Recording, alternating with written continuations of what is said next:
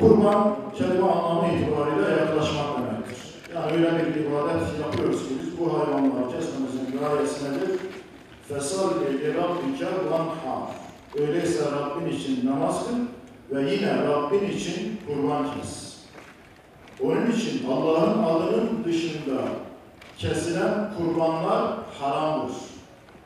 Tereddütte kalıyorsanız kurban satış yerlerinde ilçe tarım müdürlerimizden, il müdürlerimizden, meslek hekim arkadaşlar sürekli olarak görevli. Onlarla görüşüp onlarla beraber karar verebilirsiniz. Bildirim işaret formunu kullanarak bildirim işaretlerinizi yapabilir. Burada fotoğraf yükleyip fotoğraf çekebiliriz. Uzay bildirim formu ekranında uzay doğum bildirimlerinizi yapabiliriz. Şimdi bazen hayvanı satarken hileyi yoluna girip hayvan kapatılmış göstermek için onu içeri kerpetene sökenler var. Aynı bilgileri şurada basın. Şimdi hayvanlar genelde sakindir.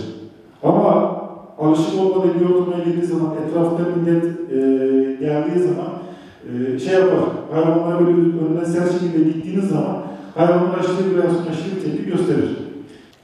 Şu hemen buzdolabına konmuş etler. Yani bunlar taze et. Ama hemen buzdolabına konmuş, yeteri kadar dinlendirilmemiş etler. Hemen böyle kokuşmaya, rengini değiştirmeye başlar. Farklı tutmamız gerekiyor. Farklı tutulduğundan sonra hayvana ait bilgiler ekranımıza geliyor. Hayvanın burada şu numarası, türü, ırkı, cinsiyeti. Sizden özellikle tekrar vurgulayarak istediğim şu, birkaç konu var.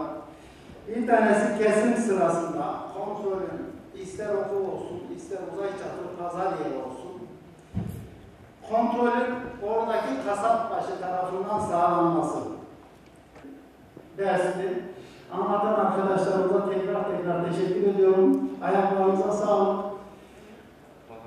Kasap arkadaşlar, kasapbaşları benimle beraber kalsınlar, bir yerlere dağılabilirler. Herkese teşekkür ediyorum. Şimdiden hayırlı bayramlar.